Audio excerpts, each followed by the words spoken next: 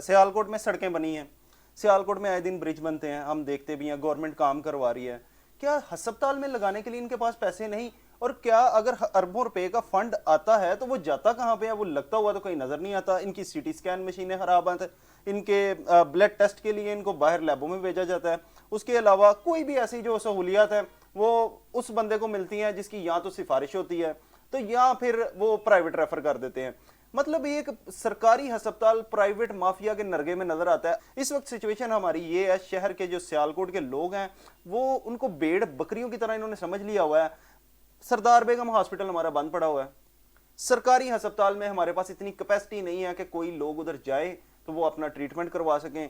साफ उनको कह दिया जाता है जी रेफर टू लाहौर। तो मेरी इनसे गुजारिश है, एक ब्रिज जो है ना इधर से सिविल अस्पताल के पास से मोटरवे के पास भी बना दें ताकि मरीज जल्दी से लाहौर पहुंच जाए, इससे पहले कि वो 1.5 घंटे में इंतजार करके सिसक के ऑक्सीजन लेने के बाद। जो साहब आपके साथ मैं आपको एक और बात बताता चलूं कि हॉस्पिटल के बाहर ये एम्बुलेंस माफिया भी है और वो एक एक बंदे से 20-20 हज़ार 30-30 हज़ार रुपया चार्ज करते हैं मजबूरी के आलम में। और वो बेचारा लाहौर जाने से पहले पता चलता जी रास्ते में ही खत्म हो गया। बल्कि ऐसे वाकयात भी सामने आए हैं जिसमें वाज़ह तौर पर लोगों को डेड बॉडीज नहीं उठाने दी जा रही थी प्राइवेट हॉस्पिटल में कि पहले आप अपना बिल क्लियर करें तो फिर आप इस डेड बॉडी को लेके जाएं।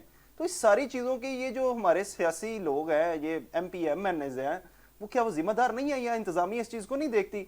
अस्सलाम वालेकुम नाज़रीन, DNN न्यूज़ के साथ मैं हूं आपका होस्ट रहमान यूसुफ और आप देख रहे हैं प्रोग्राम सवाल तो होगा।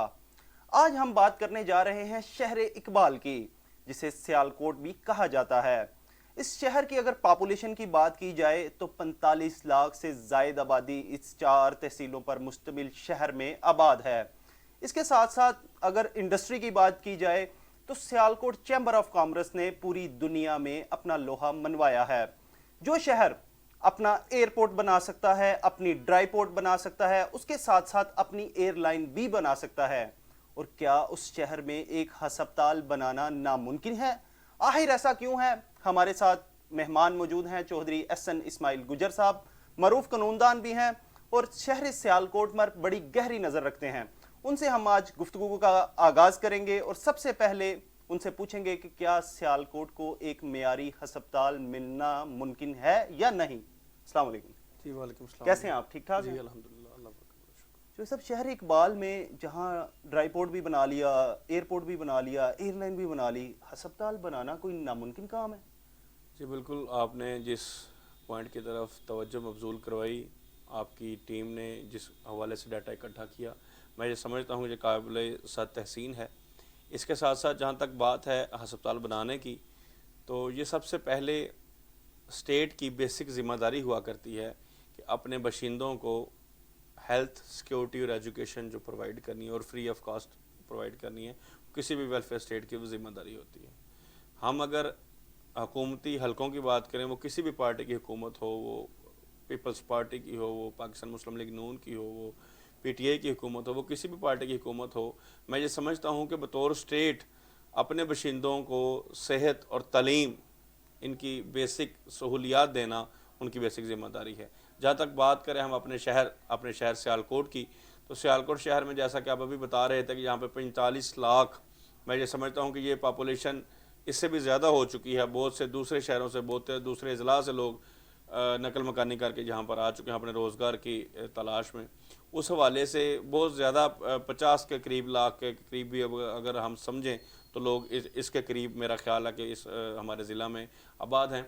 उस हवाले से अगर हम सेहत की सहूलियात का ज़िक्र करें और उसके लिए हम डिस्ट्रिक्ट हेडकोार्टर सियालकोट का ज़िक्र करें, तो हमारे सामने सिर्फ़ और सिर्फ एक हॉस्पिटल जिसका नाम इलामा इकबाल टीचिंग हॉस्पिटल और उसके साथ जो मुंसलिक ख्वाजा सफदर मेडिकल कॉलेज जो है वो मुंसलिक नज़र आते हैं। लेकिन सवाल ये है कि क्या वो अस्पताल और क्या वो यहाँ पे हमारी जो दी जाने वाली उस अस्पताल के अंदर दी जाने वाली जो तिब्बी सहूलियात हैं, क्या वो इन 50 लाख लोगों के लिए काफ़ी हैं? बिल्कुल नहीं। मैं ये समझता हूँ कि क्या उन 50 लाख लोगों की उम्मीदों पर और उनके वो जो उम्मीद, जो एक बीमार बंदा, जो एक बीमार शख्स, जो कि एक शख्स अपनी माँ को लेकर आता है, अपने वालिद को लेकर आता है, अपनी बहन को, बीवी को, बच्चों को उस हॉस्पिटल में लेके आता है, जिस उम्मीद से लेके आता है कि वहाँ पे डॉक्टर्स बैठे होंगे, वहाँ पे स्टेट ने हॉस्पिटल बना रखा है जो फ्री ऑफ कॉस्ट काम करेगा और वो हमें सहूलियात फराम करेगा और हमारी جو بیمار ہمارا خاندان کا شخص ہے اس کو سہولیات دے گا اور اس کا علاج کرے گا، کیا اور وہ ان امیدوں پہ پورا اترتا ہے؟ میں یہ سمجھتا ہوں کہ اس کا جواب نہیں میں ہے۔ جہاں تک آپ نے بات کی کہ بالکل سیالکوٹ کی چیمبر آف کامرس جو ہے نا وہ وہ بلین آف ڈالرز کی ایکسپورٹ کرتی ہے، اور ایک سٹرانگ قسم کی ہماری چیمبر آف کامرس سیالکوٹ کی۔ نو ڈاؤٹ کہ انہوں نے سیالکوٹ کا ایئرپورٹ بھی بنایا، نو ڈاؤٹ کہ انہوں نے اپنی ایئر لائن بھی سٹارٹ کر رکھی ہے، نو ڈاؤٹ کہ انہوں نے ڈرائی پورٹ بھی تیار کر رکھی ہے۔ اور میں یہ سمجھتا ہوں کہ اس حوالے سے اگر یہ قابل ذکر ایک بات ہے کہ افضل الیکٹرانکس والوں نے جو Afzal heart centre civil hospital Sialkot میں جو انہوں نے بنا رکھا ہے، میں یہ سمجھتا ہوں ان کو بھی اگر ہم نے کسی کے نیگیٹو ایکسپیکٹ پہ اگر ہم نے کرٹیسزم کرنا ہے تو اس کے ساتھ ساتھ بطور پاکستانی شہری ہمارا یہ فرض بھی بنتا ہے کہ اگر کسی نے پازیٹیو پوائنٹ لیا ہے، اگر کسی نے پازیٹیو سٹیپ لیا ہے تو اس کو بھی ہم اپریشیٹ کریں۔ میں یہ سمجھتا ہوں کہ افضل ہارٹ سینٹر والوں نے جو ایک وہاں پہ جو افضل الیکٹرانکس والوں نے وہاں پہ ایک سٹیپ لیا ہے اور غریب لوگوں کے لیے ایک بہترین سہولیات کے ساتھ ہارٹ سینٹر وہاں پہ کھولا ہے، اور اس کی ابھی تک تمام تر ذمہ داری انہوں نے اپنے سر پر لی ہوئی ہے اور وہاں پہ اس کے اخراجات بھی برداشت کر رہے ہیں۔ میں سمجھتا ہوں کہ وہ بڑی ایک قابل تقلید بات ہے اور بڑی خوش آئند بات ہے۔ ہاسپٹل میں آگے کسی نے بلڈنگ کو نہیں دیکھنا ہوتا۔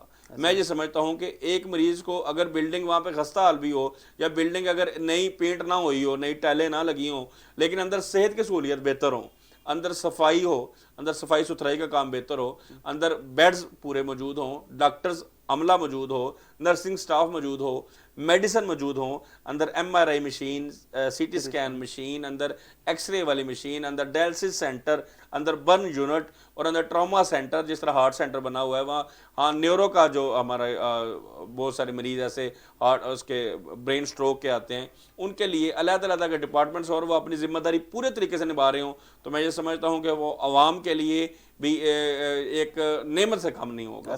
تو اس حوالے سے ہمارے مقتدر حلقوں کو بھی کام کرنا چاہیے، ہمارے ایکسپورٹر حضرات کو بھی، ہمارے چیمبر آف کامرس کو اس حوالے سے نوٹس لینا چاہیے، اور اس میں اپنے حکومتی نمائندوں سے مل کر اگر وہ کام کریں تو میں یہ سمجھتا ہوں کہ جیسے سیالکوٹ ایئرپورٹ کی مثال، سیالکوٹ ڈرائی پورٹ کی مثال اور ایئر سیال کی مثال آپ کے سامنے ہے، ایسے ہی سیالکوٹ کے غریب لوگوں کے لیے اور سیالکوٹ کی تمام عوام کے لیے ایک اسٹیٹ آف دی آرٹ اور ایک مثالی ہاسپٹل جو ہے وہ بھی قائم کیا جا سکتا ہے۔ بہت شکریہ جی، چودھری احسن اسماعیل گجر صاحب ہمارے ساتھ موجود تھے، اور آج ہمارا جو موضوع ایک بحث تھا وہ تھا جی سیالکوٹ میں ہسپتال، اور اس چیز کی بہت اشد ضرورت ہے کہ سیالکوٹ جیسے ایکسپورٹر شہر کو ایک معیاری ہسپتال بہت ضروری ہے۔ اس کی وجہ سب سے بڑی یہ ہے کہ ہر مریض کے پاس اس قدر جو ہے نا وہ صلاحیت نہیں ہوتی کہ وہ پرائیویٹ ہسپتال میں جا کے اپنا علاج کروا سکے۔ ہر چیز کا ایک ٹیکس ادا کیا جاتا ہے گورنمنٹ کو، تو گورنمنٹ کو بھی چاہیے، اس کی اولین ترجیحات میں یہ چیز شامل ہے کہ صحت کی سہولیات اپنے شہریوں کو دی جائیں۔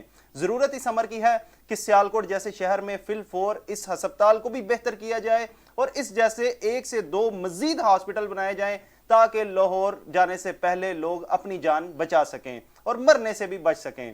ملتے ہیں اگلے پروگرام میں، اپنے میزبان رحمان یوسف کو دیجیے اجازت، اللہ نگہبان۔